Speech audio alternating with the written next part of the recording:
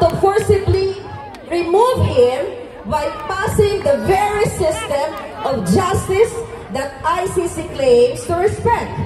Now, let's examine the ICC's vision and mission that supposedly ensures that the most serious crime do not go unpunished.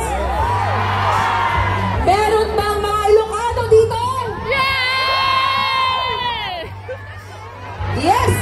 Siyempre, ang ating mga palanggang Bisaya, Ilocos, Cebuano, taga Mindanao, Visayas. Luzon! Maraming salamat po. Kami ay lumipad sa himpapawid para durugin ang mga kalaban ng bayan, ang Marcos administration. May taga-Amerika po bang dumayo dito? Thank you very much. Mga kababayan, grabe, first time ko magsalita sa ganito karaming crowd. Madalas kasi nasa kusina lang ako, sa isang sulok lang ng bahay, but now, ramdam ko yung inyong warm bodies! Buhay na buhay at hindi trolls! Okay, meron po tayong hinanda para sa ating mga friends sa ICC. Alright, so I want to address the first part of my speech directly to the ICC because I know they are watching. I stand before you today to challenge the very principles that ICC claims to uphold its mission and vision and to question the integrity of its actions.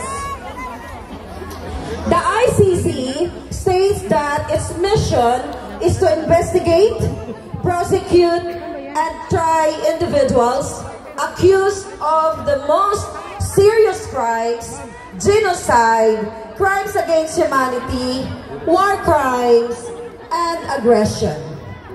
But I ask, does this mission not require due process? In the case of President Rodrigo Roa Duterte, we have witnessed a direct violation of that principle. The legal extraction of any individual, especially a head of state, Duterte! Duterte!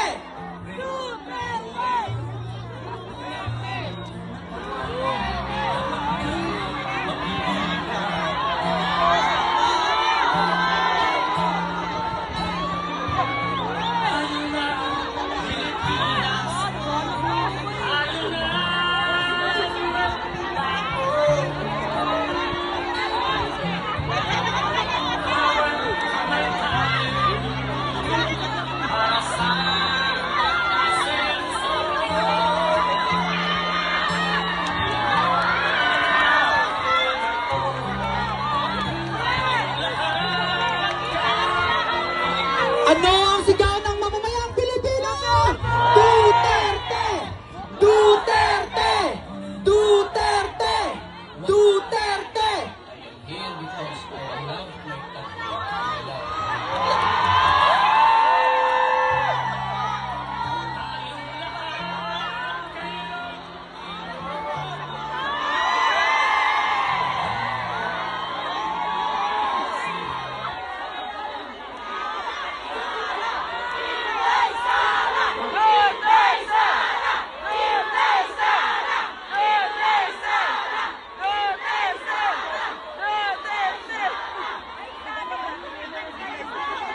Magandang hapon sa inyong lahat.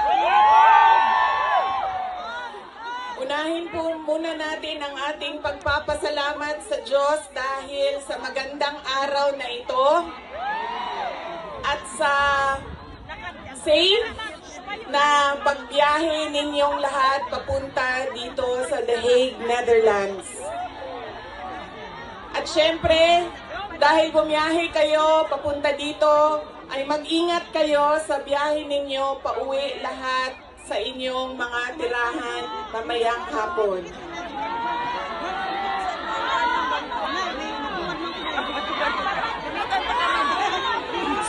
po ang pagpapasalamat ko sa Dutch Police sa kanilang pagtulong sa atin na mabuo yung programa ngayong hapon na ito at sa pagpahintulot na tayo ay magkaroon ng rally para kay Pangulong Rodrigo Duterte. Maraming salamat po sa Dutch Police and of course sa local